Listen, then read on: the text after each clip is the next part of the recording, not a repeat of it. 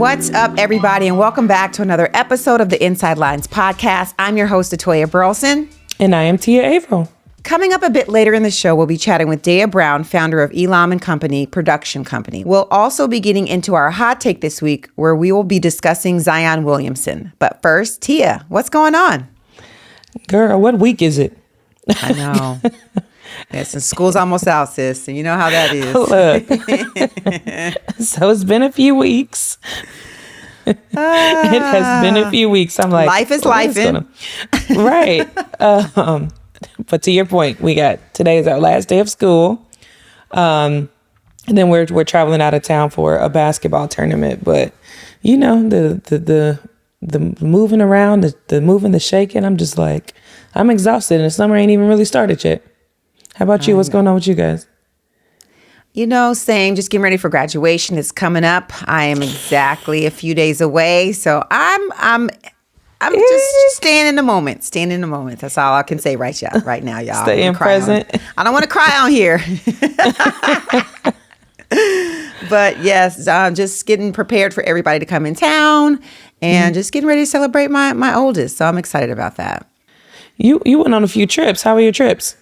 Trips were amazing. Went to Seattle to celebrate my husband and his centennial inductee nice. Celebration, and then also went to Cabo, which was lit. So good times. I'm definitely getting older. It's not as easy anymore, I must admit. But definitely good times. All right, y'all. Enough about that. Let's get into this week's hot take.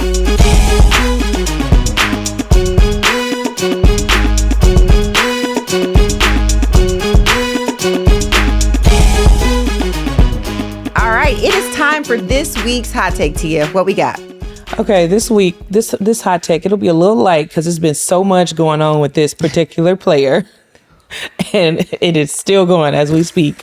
But this week we are talking about Zion Williamson.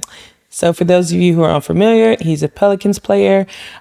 He went number one in his draft class. I can't remember which year it was, but it was the same year that Ja Morant was also drafted. Ja was drafted number 2. But anyway, Zion has been in news since he's been drafted for different stuff, including not being able to stay in shape and being hurt and things of that nature. But that ain't what we're talking about today. Off the court. We talk about off the court. Look. So Zion announced his pregnancy, which I'm sure you guys have seen some of it, announced that he was expecting a girl with his girlfriend. You know, I don't think anybody really knew who he was dating, but this person popped up. She's pregnant. They took a cute little picture. And another young lady got her Twitter fingers active and basically started putting him on blast. One, saying that she didn't know he was in a relationship. How can he expect a baby? Or how can he be expecting a baby, and like all of those things. And she didn't stop there. She could start getting personal. She let him spit in her mouth. They've been having sex without a condom, like all this crazy stuff. And she might be pregnant too. Right, like she just threw that in like maybe 3 days after or so. Yes. But and then she also started saying that he had invited her to come move down to New Orleans, and he would give her money and like all the things. As it continued, she continued to release more information about their intimate life. But then she got to the nitty gritty, and was that he's been giving her a monthly stipend. And so now she's looking at it like, oh, you got this baby on the way. What's about to happen to my coins? Okay. So like I said, it is still going, and I low-key had to mute this young lady because it just was too much. She was getting too personal.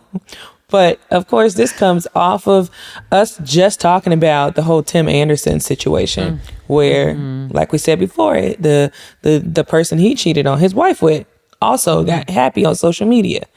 So, Toy, what do you think about all these? Well, Moriah first, this young lady who's been dropping all their stuff, but just about like all of these women who know they are one of many, but taking their personal business to social media. Yeah, you know, it's very interesting in this respect because I think about these two women. I think about, you know, to your point, Tim Anderson versus Zion Williamson. In the Tim Anderson situation, Tim was married, has 3 beautiful daughters. So that is that. But it sounds like Zion was just like testing the waters with Playing everybody. the field a little bit. And oops, he ended up getting I think when it first came out, it was like, oh, he's messing with this older ex-stripper. She's like 29 and he's only 23. And so that was like the first talk about it. And then this other girl comes out. And that's when you realize, yeah, he really is only 23. He just out there in the streets and he just ended up getting somebody pregnant. Look. And that's probably why we haven't heard from her, because she wasn't the girlfriend. She was just one of many. So I definitely understand why the other girl's mad. But at the same time, if y'all not in a relationship and he clearly wasn't in a relationship with this girl, it was just whatever happened at this point. So what you mad for? But if it's about the stipend, Tia, that's hella shady. You in it for the wrong reasons anyway. Yeah, but you know what though? I'm upset with Zion for he knows he has one of many, right? Like to these young ladies. Why are you making them feel like they in a full-blown relationship with you if you know that's not what you really want or what you're really seeking? Because you had to know that this girl was going to blow up on you once you posted that you were expecting a baby, you know? So that is what frustrates me most about the situation. What are you about to say? Yeah, I'm not really mad at Zion in this particular situation because he was just out in them streets. And I want to say this.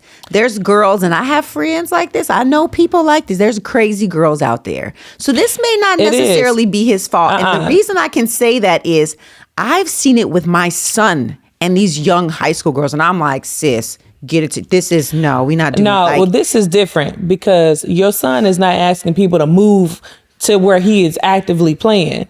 And I think that is the difference, still don't right? mean that it don't. No, what does that mean? If he's telling this lady, move to where I am, you don't worry about working, I'll give you money, I'll do this, like essentially begging her, like she's sending these screenshots. He made her feel like they were in a relationship. So I'm mad at him. What you're saying. So she felt like she was the one. She felt like she was maybe number one. You know what I'm saying? Even if she knew that she was amongst a lot of people, she felt like she was number one. Because you asking me all this stuff. You basically begging me to come down there. What are we talking about? And now they talking about trading you. Like, leave me alone, okay? People tired of him. They like, you done more off the field than you have on. We are tired. And that's so sad because he had so much potential. But also this whole situation with people putting their stuff on their business on social media. I agree. I'm like, much. Sit down. Listen, if God forbid anything ever happened to me and y'all see me going a little Twitter happy, a little Instagram happy, somebody deactivate my account. And bloop, bloop, bloop, bloop. Log in and deactivate my account. Like, somebody just take it because I cannot. It is a lot. Social media, man, it can be crazy, and it's so sad that all these women feel the need to put men on blast. I don't get it. I just, maybe it's just not my thing, but like it's maybe another way to get revenge. It's the only way. Exactly. That's it right there. Look. All right, y'all. Enough about that. Coming up next, our conversation with Daya Brown.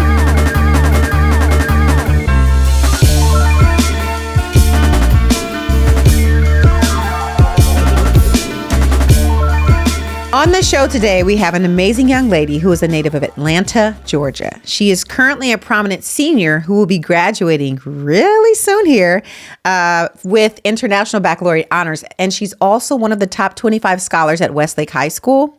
She was a finalist for the Gates Millennium Scholarship, where she accumulated over $1.3 million in scholarships, y'all. In scholarships and over 50 college acceptances. She's been featured on Good Morning America, The Washington Post, the Walt Disney Company, BBC News International, just to name a few. And she is attending Duke University in the fall. Did I mention she's the CEO and founder of Elom Co, production company in Atlanta? Did I tell y'all that? We have lots to talk about. Please welcome to the show, Daya Brown.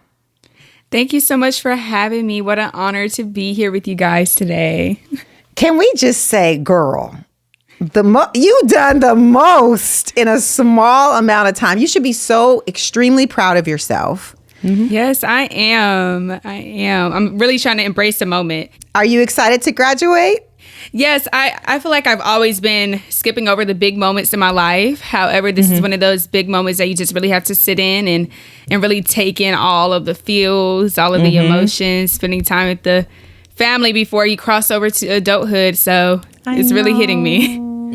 That's so exciting. What's the family dynamics like? What do you have? Tell us about your family. Okay, so I'm the oldest. I have a little brother who is 11 years old. He's actually graduating from 5th grade next week. Nice. I have an amazing mother, Daya Brown, here in Atlanta, as well as a father, Ola Brown. I live out of a divorced household, which plays a critical role in how I am the way I am today. Then I have an amazing grandmas, Gigi, Sheila Thompson, my Nana, Gertrude Harris. The list goes on and on. I have a village of amazing family all over the world. So, yeah. That's beautiful. Thank you for sharing that.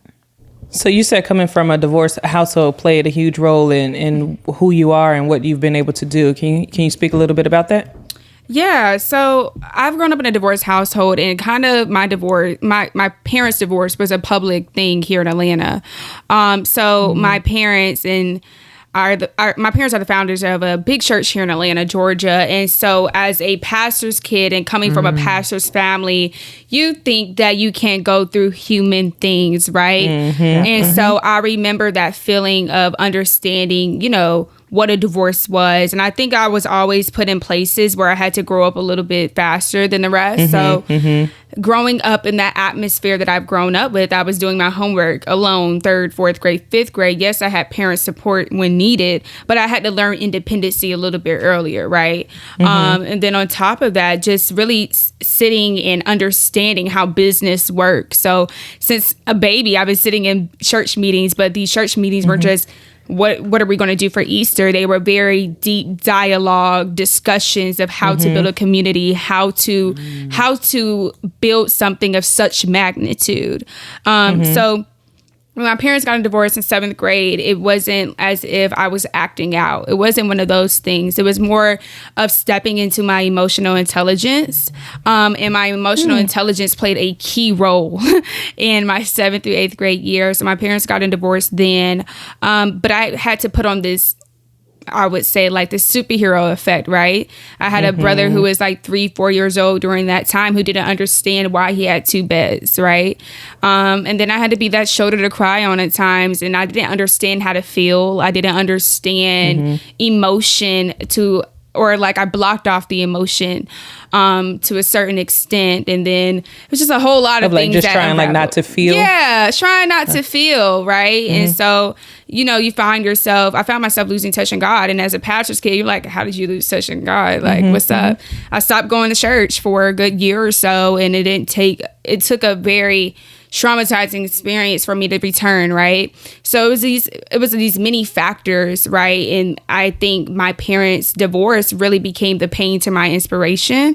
So pain really became my inspiration during that time. So that's how I opened the door to poetry. That's how I opened the door to creativity and film. That's when I always had this love of reading, but it was more in depth and more in depth in knowledge, wanting to understand Cornel West and James Baldwin. It was one of those types of things. So I would say that the divorce was a good turning point. It was a blessing and a curse, I would normally say. I know you said you felt like you couldn't really feel, but do you feel like if you needed to talk to your parents and really express, like, not only are we internally experiencing something that's traumatic for a family, but we have to do this in front of the city. Yeah. Do you think your parents understood, or do you think they were kind of stuck in there, or not stuck, but just kind of like in the midst of their own emotional turmoil experience? Yeah. I think it was a mix of both, right? I think it was a mix of both of my parents feeling ashamed of saying, because, the persona, for Christians and for pastors, it's like, it's not okay to get divorced, right? So I think it was a bit of shame that kind of shielded some of those big conversations that needed to be had. But again, I had emotional intelligence. I had certain intuition that told me, hey, we need to have this conversation today, no matter if you like it or not. And so my parents, they did offer that support to say, okay, we can talk. When I needed a therapist, they provided me a therapist. When I wanted to find a new therapist, they helped me find a new therapist. So I do think even in their own pain, even in their own trauma, they did make sure that I had an outlet, and they provided me with those opportunities where I can, pursue my outlet in different mechanisms. I think about what you're saying about like turning away from the church, and, you just said, I couldn't do it for a while, and completely understandable. Let's be clear. Like, I think people do forget that you are human and you do go through your own issues.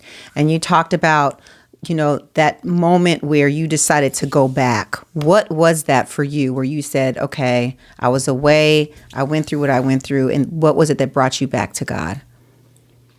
So a little vulnerability here. So when my parents were going through their divorce, it was a good amount of time where I stopped talking to my father, which a lot of people don't know about. It was a lot of he say, she say in the mix of it all. But I stopped talking to my father for a multitude of reasons. And so it was of that Father's Day. The first Father's Day where I experienced not a real Father's Day. And I'm sitting down, I'm trying to clean my room, and my playlist is just playing. And I Need You Now started playing, and this just so happened to be one of my parents' wedding songs. I had a deep love for that song, but at the same time, it was also a gospel song. And I just remember at that moment, for the first time, where I felt God, right? I started crying, and I didn't cry. That was one thing that really, it was one thing of a protection for me. I felt like showing emotion and crying wasn't an option. That was the first time I ever cried for a very long time. And I just started crying and crying. But I immediately felt this sensation like come across me, and I automatically knew it was God, because I knew for the first time that it's going to be okay, that it's okay for a shift to happen in our lives. It's okay for transition. It's okay to feel pain. So I had this sense of feeling like, okay, Daya, you need to get back to your roots. You need to get back to church. You need to go back. You need to get back in touch with your spirituality and your Christianity. So that was an experience for me. I thank you and applaud you for sharing that. Thank you. No, absolutely. I was just thinking, like, I feel like as parents, and actually this lady that did Bible study for us, she made me look at it differently. But as parents, you want to shield your kids from as much pain and hurt that you can humanly possibly do, right? And the lady who did Bible study for us here with the team, she talked about how, like, even with her kids, she never allowed them to see her and her husband fighting or whatever, because she just thought it was just, no, like, I'm trying to protect them, right? And she said it wasn't until they got older and they started to experience pain like that was amplified, because now you're 20-something, 37 years old experiencing it, right? Or them not even knowing how to have conflict with their spouse and stuff like that, that she's like, no, actually, I wish that I had have exposed my kids to it, to some degree, because of the strength and the power and stuff, and just knowing how to do life, right? So it's interesting that you experienced it and you learned, like, you learned how to do life at such a young age. You know what I'm saying? Yeah. I always say that marriage in a children's point of view is all, like, as I said before, a blessing in disguise, because it teaches you what you should do, and it also teaches you what you should not do. Yeah. And I also have friends whose parents have amazing relationships, and from the outside looking in, it can look so amazing. But at the same time, you don't know what's going on in the inside of things. Yeah. So I just really took that time to, like, mentally note take, right? Even if it's not just my parents, outside relationships, my relationships, my friends' relationships, I'm always just taking note. It's so important to do. And a lot of people don't have that. And that's something that's from within, just so you know, because, being around and working around kids, a lot of kids don't have that type of emotional intelligence. But I thought about something you said. And you said that you typically don't cry, right? But you also said you stayed busy. You stayed busy in school. You stayed busy with all of these different activities. Do you feel like staying busy kept you from feeling those feelings and kept you focused on something outside of that? Do you feel like that's where that drive academically came from? I'm trying to be your psychologist right now, but I'm really not. No, because you're literally right. That's why I had to like shift position for a second. Because I was like, oh wow, that's kind of right. But yeah, that's literally how it was for me, right? So like that was happening in my middle school right before high school, and high school is a big shift. You have to figure out, you have to set the foundation for the rest of your life. So yes, it was a coping mechanism for me, having all of this stuff on my plate. And it wasn't until like my junior year, and I was like, listen, Daya, breathe.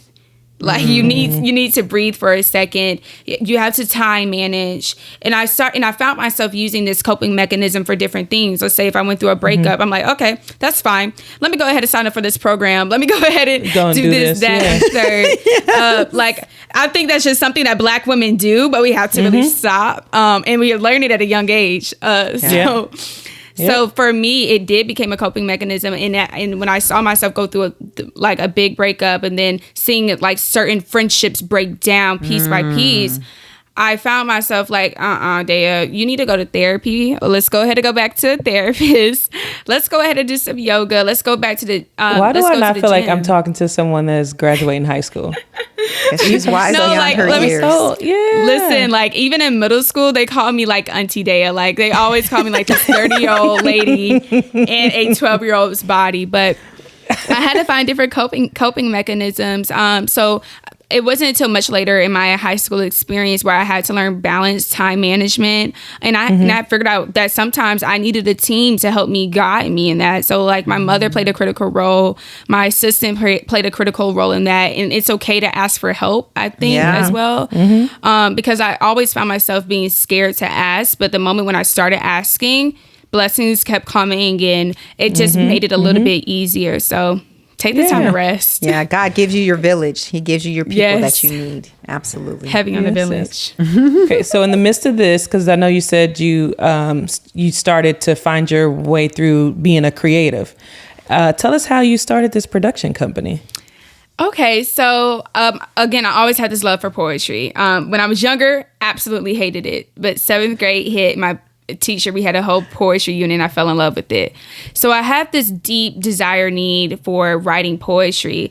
But then again, at my father's church, I was like directing our youth experiences. So we would have like, what is it called? Series, right? So we had a 13 Reasons Why You Should Live edition of like 13 Reasons Why. So like, I just instantly like just loved this creative ability. And then my mom, she was doing the media graphics and doing the How to Get Away with Murder Easter edition. Like I really fell in love with it. And so it wasn't so much later, 9th grade year, 10th grade, not 10th grade year, but 8th grade, 9th grade year, I always thought I was going to be a lawyer. I'm a debater at heart, right? I know how to negotiate in like 5 minutes. I can do that for you.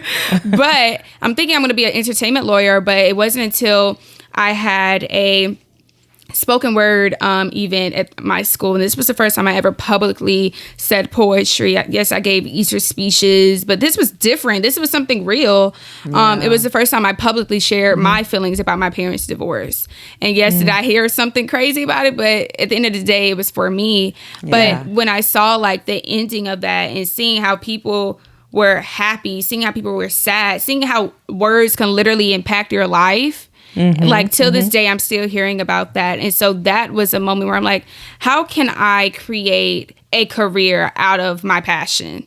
And so that was when I entered Harvard Debate Project. And Harvard Debate Project, yes, that is a debating program, but they also taught you how do you instill your passions within your career? How do you get to those steps? So they taught me these attributes. And so I was talking to my amazing mentor, who just so happens to be a dear family friend to us. And I was talking to her one day, and she was like, Dale, you keep saying that you want to do these film productions and poetry. Why won't you just do it now? And I was like, what do you mean do it now? Like, because I always had this idea of having a production company, but much later in my life.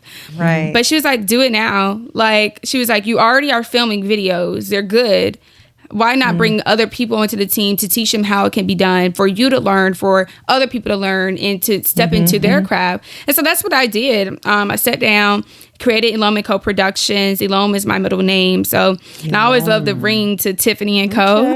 Longo, Elom. Yes, Elom Co. So that's where it happened. So it started off from a 1-person team to a 15-member team. Wow. The oldest we have, I would have to say, is a senior in college, upcoming senior in college, who's our project manager, into the youngest, which is my assistant, being a freshman in high school. So it's really a true blessing to just see how things unfold, and how Elom Co has grown in such a short span of time.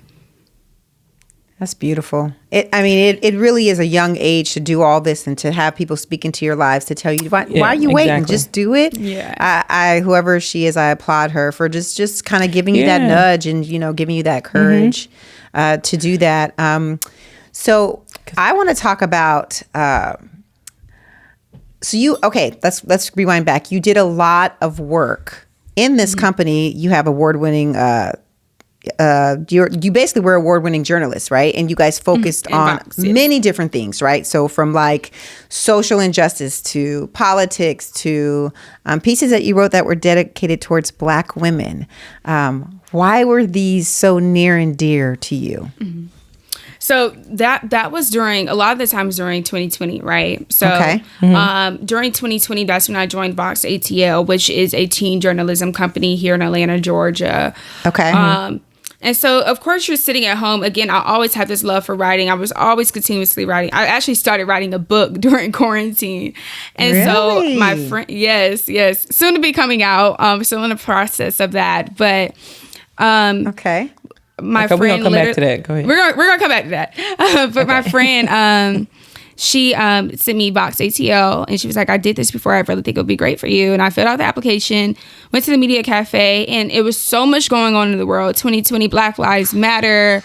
It was so much, it was too much. Yes. And so I felt as if that we had to have a voice, and teenagers were the only people who they were going to listen to. That's what it felt like. It literally felt like the second civil rights movement, in my opinion. Yes. And so writing those articles, meeting with Mayor Keisha Lance Bottoms here in Atlanta, meeting with civil attorneys, meeting with people and professors who study the philosophy of womanhood and Black feminism and Black people, period. That was my way of my activism.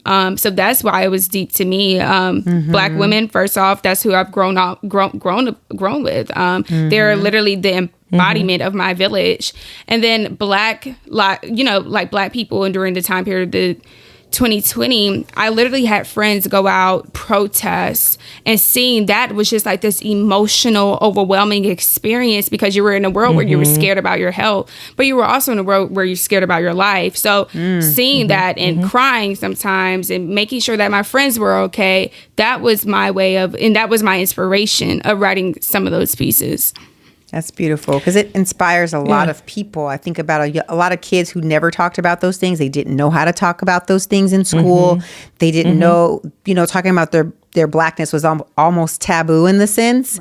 It gave a lot of us, adults and young kids, the courage to speak up and find and own who they are. You know what I mean? Exactly. So I thought that time was so critical and so important for many of us. Yeah, but I'm also grateful that young people, such as yourself, was so actually interested in what was going on, right? And it was not like this is an adult, right, quote unquote 18 and over problem, right? Because hell, we are trying to leave the world better for y'all than we received it, but really y'all gonna be the ones to make the real shift for real. Okay, so let's rewind a little bit and talk about this book. So I know it's in process, so you can only share but so much, but kind of tell us what you can about what genre is it and, the story behind it. So every time I explain it, I kind of chuckle, but so I actually started writing this book in 6th grade. I'm not going to lie. Started writing this book in 6th grade in my little poetry journals. Okay. But I didn't understand it was a book until 8th grade year. I was listening to a sermon by T.D. Jakes and something hit me and I was like, oh, the harder the matter. The heart of the matter. That should be the title of your book. And so what this book encompasses is basically a poetic bibliography of my life, but it leaves people up to an interpretation, and it leaves people up to interpretation to bring it to them, to their personal lives. I think that poetry is meant to be your own voice, but it's also meant to, you know, for other people to take it for how they want to take it. So I always believe in the narrative saying, once it's written down on the paper, it no longer belongs to me, it belongs to the world.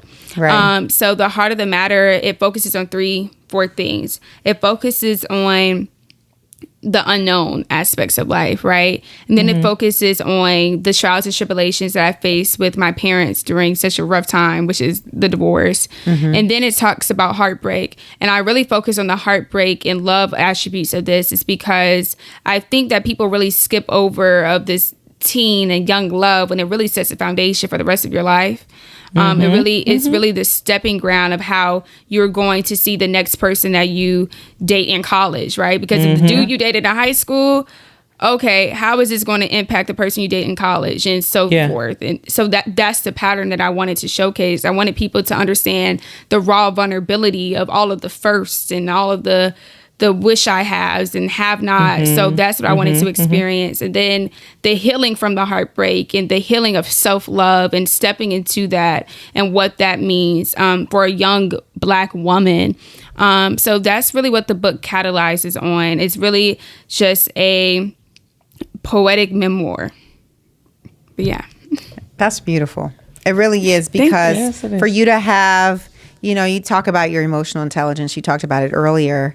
And you didn't quite know where you were going with it, but you still had this inkling where I need to write this down. I need to get this off. Right. And that's a form of healing in itself. Let's be clear. Yes. So you should definitely be proud of that. You know, I'm thinking about when you talked about, you know, yourself as a teenager, going back from 6th grade up through now as a teenager, and everything, you know, that happened in 2020. And how life has presented itself differently as a teenager to you versus when I grew up. And one big thing that always sticks out to me is social media. How would you say social media has, you know, impacted you and, you know, many of your friends, you know, with different experience that you guys have went through? Because it's a different feel than when everything we did, people didn't know about, or the news wasn't on social media. You kind of saw when you was running across the room as mama had it on TV, but y'all see everything in real time, in real life, good, bad, ugly, things that happen in your school, things that happen to different friends. Talk about the difference now for you. I think the difference really just, it makes sure that teenagers and young adults are informed, because here's the thing, nobody really watches the news anymore. And that is true. You really only see people of a certain age demographic watching the news. A lot of the people didn't see me on the news, but they saw the news posted on the Instagram, right? Talk about it. So you see like the different ways of informing information or presenting information to the public. And so I think that social media has presented itself in this way to make sure that it's in your face.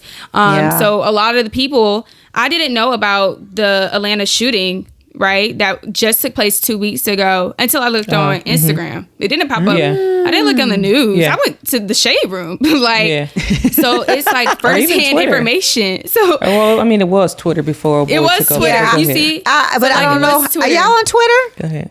I really don't use Twitter. I have friends I don't think Twitter, the young ones is on Twitter to you. No, they are. That's how I keep up with my knowledge. Okay. I don't tweet, but to her point of like how people receive news. Yeah, exactly. You go there. Right. And they also don't have no filters, because if it's some stuff you need to see that, you know, some of the other platforms have been like, oh no, you can't see it. You're gonna see it on Twitter. Oh wow. You don't see it on Twitter. Exactly. But I do think that social media has played an important role in terms of making sure you get your information. But then I have a lot of friends who have been blessed with so many opportunities. I have a great friend who I actually owned a scholarship. I mean, a a podcast with a couple years back, and so he was just shooting with local photographers, and now he's traveling to New York on a daily and making sure that he has experiences. So he's walking in like New York Fashion Week, or soon to be Paris Fashion Week. I have amazing people who are activists, and they use that 2020 role, and now they're sitting in the Microsoft Museum, right? So I think that social media allows you the opportunity to build your career now. And that's something that I think that I kind of use it as, for putting my poetry on there. Being in the place where I am now, if it wasn't for social media, nobody would understand my story. Nobody would understand how I accumulated what I accumulated. So I think it's all just a full circle moment. Yes, it has its downsides, but as long as you use social media of why it was built, which was to network, then you'll be good. That's the key, right? Because, people are trying to entertain and be entertained with social media, which is okay. But just reminding people that stuff on social media stay. No matter if you try to delete it or not. So if you are looking at this like, exactly. And if you're looking at it like, oh, this is a constant professional reel or networking opportunity for me, then you can get out of it what the intention really is, which is to continue to build and grow. So you touched on it a bit. You came on everybody's radar because of this huge accomplishment of being accepted into over 50 schools, over $1.3 million in scholarships. Talk how? Okay, so COVID played a role. So my high school experience is very different. So my ninth grade year was cut in half because due to March. Pandemic happened, all of this stuff happened, right? So I'm sitting at home during my sophomore year, wrapping up my freshman year, and I've always been this planner. That's something that my parents have blessed me with. I've always been a planner, and they say it all the time. And my brother's over here nodding his head because he knows I'm right.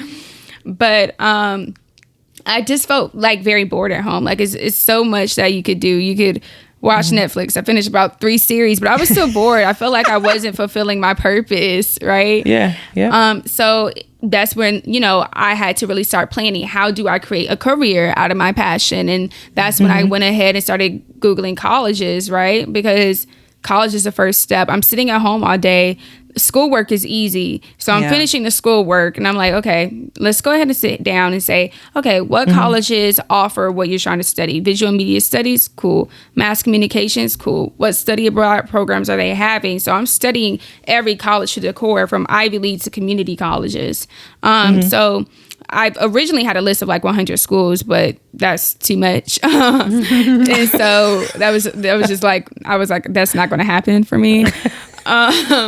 So started that off with my sophomore year of 100 schools, and then I started curating this list of scholarships. So the Gates Scholarship, the Koch Scholarship, all the big scholarships, the Ron Brown, all the way to local scholarships here in Atlanta. And I just started to build this list.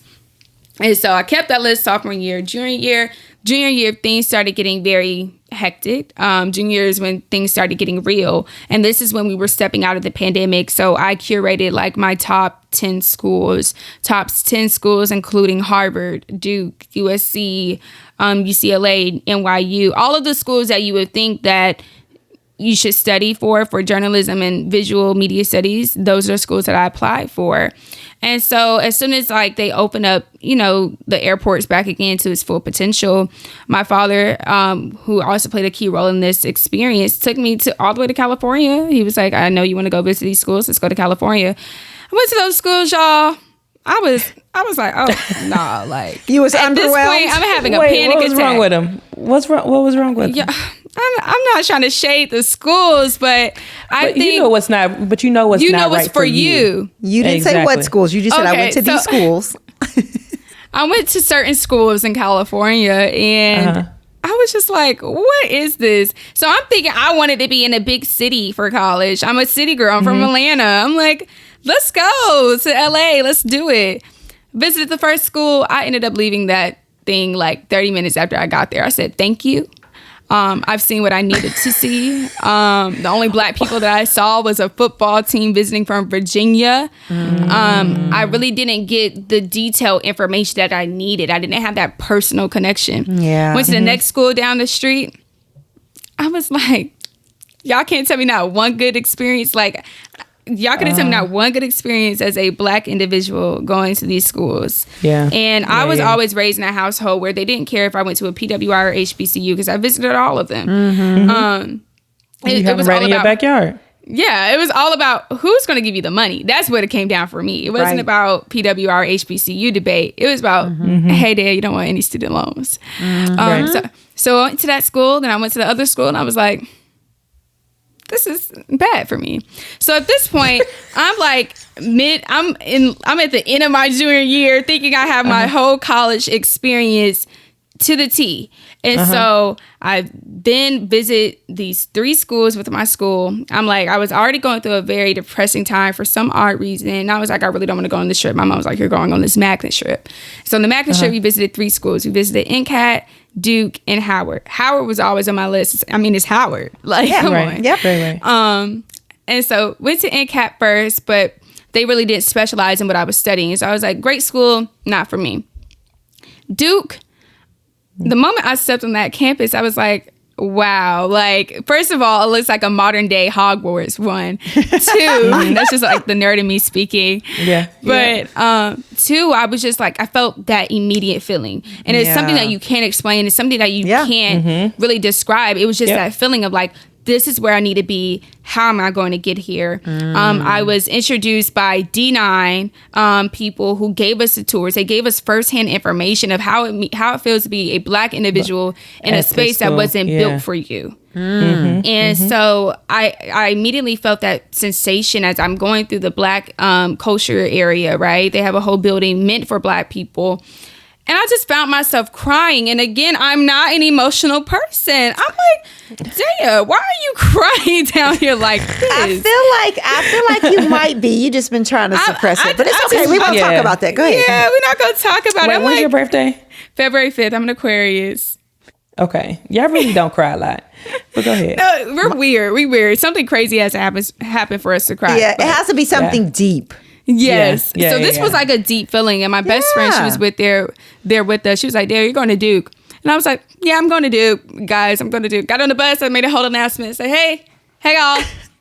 I don't know who's coming with me, but I'm going to Duke. We'll be here. Right. I'll see y'all down there. I'll see y'all at the NCAT homecoming, but I won't be here. I know, that's right. So then we went to Howard. Howard then became like one of the top 5 schools. Great environment, but I just didn't know if I could tackle certain things up there.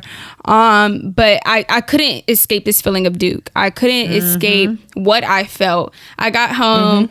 My Nana just so happened to be at my mom's house, and they were like, so how's the trip? I'm like, anyways, Duke. They were like, so how about the other schools? I'm like, but anyways, Duke.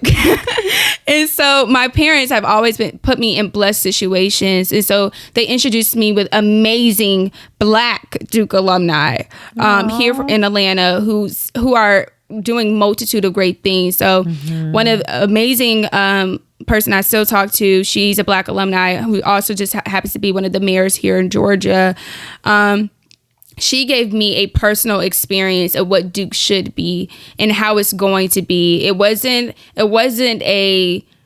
like, you know how when people try to persuade you to go somewhere, they only tell you the goods.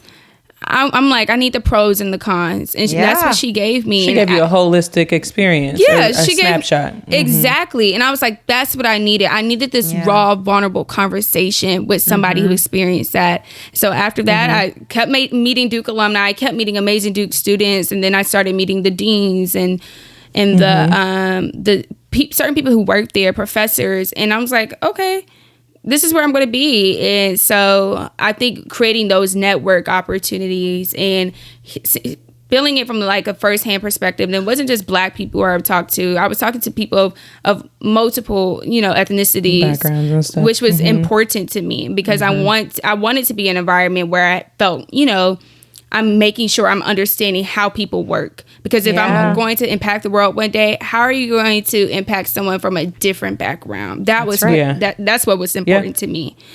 So that's how I fell in love with Duke. I could talk on and on about it, but I won't. So, yeah. And so how did it work with the scholarship? Like, what did they provide for you? How does that work? So in terms of Duke or in general? In terms of with Duke. So with Duke, was it like in the sense of like, I know your scholarships that you were provided were to either a specific university or abroad, right? Like these can, work for any. So I just want to understand how, because obviously a lot of people want to go to Duke, but can you afford it? Let's be clear. Yeah. So that's one thing that a lot of people don't understand, right? And that's one thing that I learned, and especially minority students, because I think minority students, I would go to a Black school, I go to a Black institution, and we were always taught that, oh no, you can't go to these schools because you can't afford it. I know multiple Black students who have full ride to Ivy Leagues. These institutions will literally pay for you to attend their schools. And I think it's set up that way because we were taught that we can't be in these places, but really we can, and they want us there, and they are providing us the money to get us there. That's what's happening in these bigger schools, right? So the way these kind of worked, of course, it was a bigger scholarships to Gates, the Coke, the Ron Brown. Of course, they're going to pay. Ron Brown pays for like $10K per year. Gates pays for everything for the 4 years. And then Coca-Cola, I think they pay for a certain percentage. I can't remember the certain percentage. With the other schools, certain schools would give a full ride. So certain schools will give a full ride. Other schools will give you like the presidential, and that covers like at least 70-80% of it. And then hitting on the scholarships that were like very important in terms of like the scholarships that need to be applied to that people are skipping over are like the community schools. I mean, not the community schools, the community scholarships. Scholarships. Okay. Because it's a lot of money. It's a lot of money. Based on sorority scholarships I've received, I have over 11K independent scholarships. Oh, wow. So those are Let people know. So that's what people are not understanding. Yes. Yeah. So like, please apply to your local sorority. If they have a chapter in your area, please apply today. Yes. I'm the person to tell you. Even if it's not a sorority that you're looking into, just do it. I think it also helps you understand what sorority you want to be a part of too by going to these certain environments and experiencing it.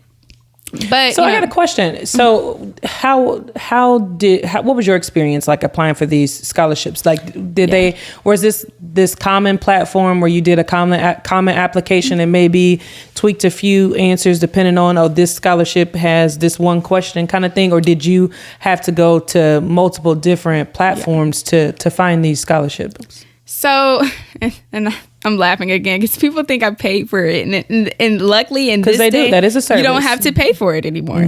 That's what was taught in the earlier college days and college applications when nobody has paid for college applications in a very long time. So I had to create a system, right? So Common App. You can only apply to your top 15, top 20 schools. You have some schools don't want you to type all of the little questions, but I literally had to create a document and put them off into questions. And I had to set up a plan in terms of what schools will get done when they need to get done. And what you find is that a lot of schools ask you the same questions. So you just tweak a little bit, but you create this document so you can just copy and paste, change your name, copy and paste. Yes. And that's, the same way you do with scholarships. You build a whole document. So I had one for college applications and I had one for scholarships. And so when I figured out that one did not work how it needed to work, go ahead and go into the document, tweak it a little bit, recopy and paste so it can help later on.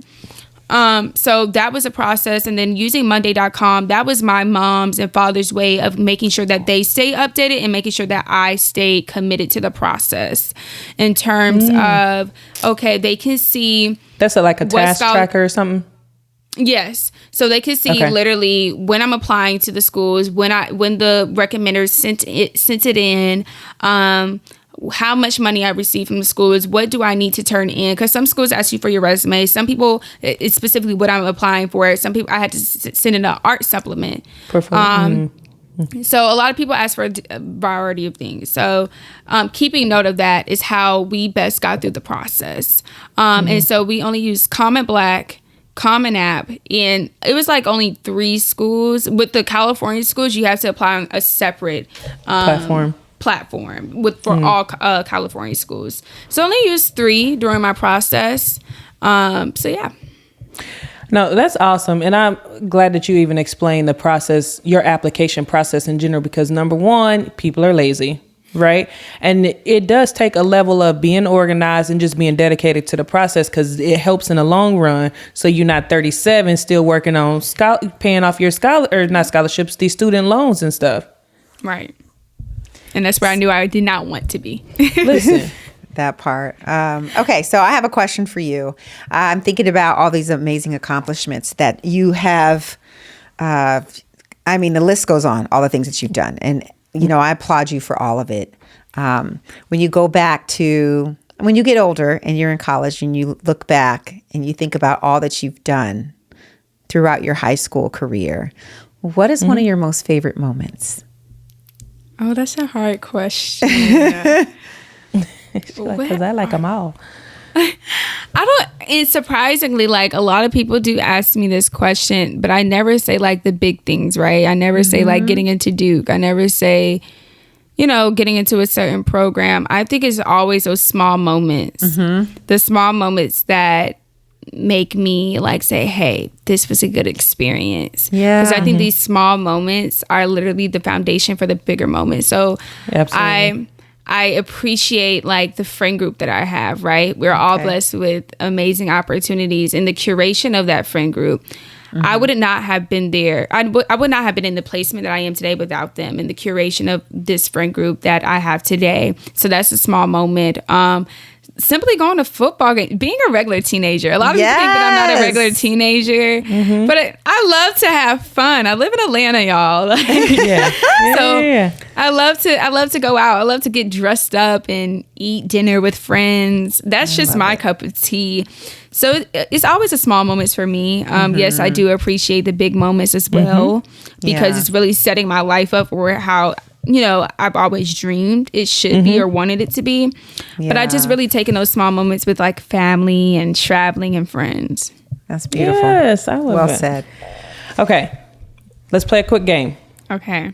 Ready, Toya? Yes. So we're going to play a game called the 2-minute drill. To football, because I know you said you love football. So this too much. That's just like the game. This won't be a lot of football questions, just a few. But it's just a couple. Like, we're going to give you a this or that question, or we'll just have you fill in the blank. So it's super easy. I promise. You ready, Tia? Yeah. Okay. Here we go. Favorite subject in school? English. What motivates you the most? My family. Early bird studies or night owl studies? Night owl. Okay, what's something your parents don't know about you, but they should? What should they know about me? Since I'm from both a divorced family household, I will ask them both for money, and they will both send it to me. Hey, that's smart. Okay, that's smart. They should not know that. Let's go. Keep going. Favorite place to shop. Speaking of money, favorite place to shop. I appreciate Zara and H&M. Yes. Prom or homecoming? Prom. Favorite person you have ever met? Ooh, that's hard. Because if my best friend watches this, she's going to be like, you didn't say me. I love you, girl. But favorite person? Oh, no, guys. I don't know. Melissa Ingram. There you go. Ingram. That's my mentor who told me to just do it. Love that. Shout out to Melissa. Which this may be the same answer, but if it is, pick somebody different. But who do you look up to in your profession or your desired profession? Amber Grimes. Okay. Love that. Nice. All right, here's an Atlanta question. Atlanta Falcons or Atlanta Hawks? Oh, Jesus. Atlanta Hawks. The Atlanta Falcons just got to get some stuff together. I remember the last time they won a game, and that was when I was 13 years old. Oh, shoot. Listen. Okay, what's one thing you wish you'd enjoy more? Peace and quiet. Amen to that. Okay, tell us your favorite career moment thus far. I think the stepping stone of like how I fell in love was going to an Aspire TV set with I think it was Butter and Brown. Melissa Ingram took me there, and just seeing the curation of it all, that was probably like my favorite. And working on CNN with my other mentor, Denise Hendricks. Beautiful. Nice. Okay, last question. I mean, we know what's next for you, i.e. Duke, but what's next for you? Next for you? Like after 4 years?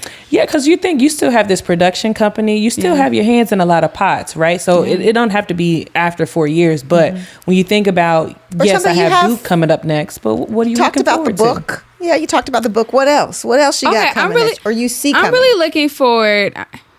really looking forward for this big event that my company and I just partner with amazing people.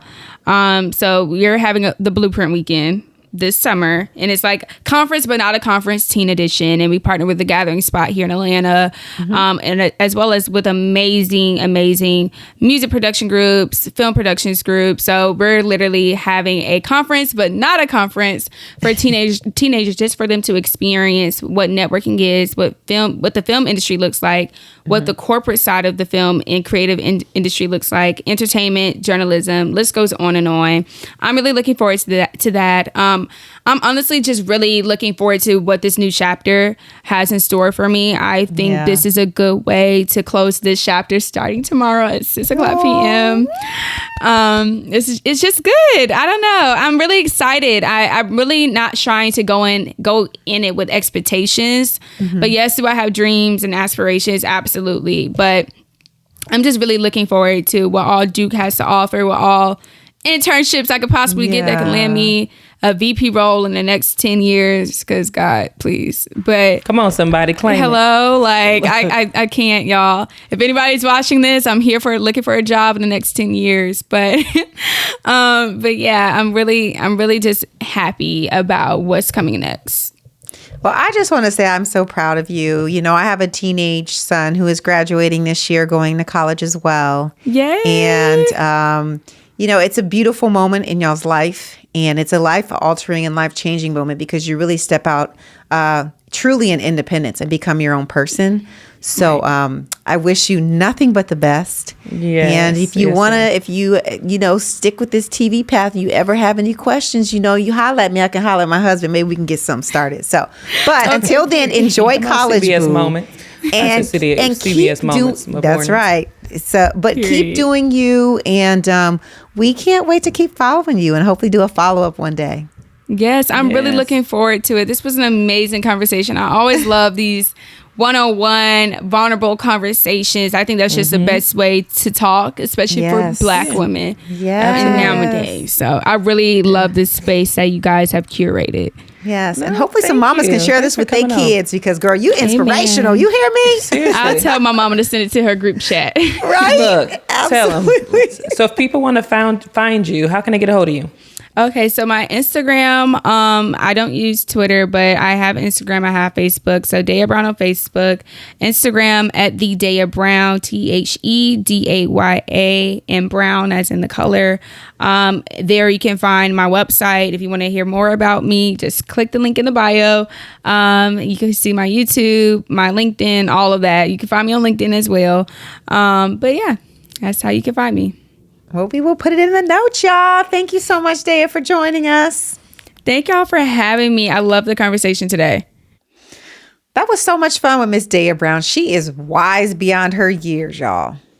Oh, absolutely. I can't believe I was talking to somebody that is just now graduating high school, but she is dope and she's doing great things. And I'm so glad she has a village around her that's really speaking things into her that adults don't hear.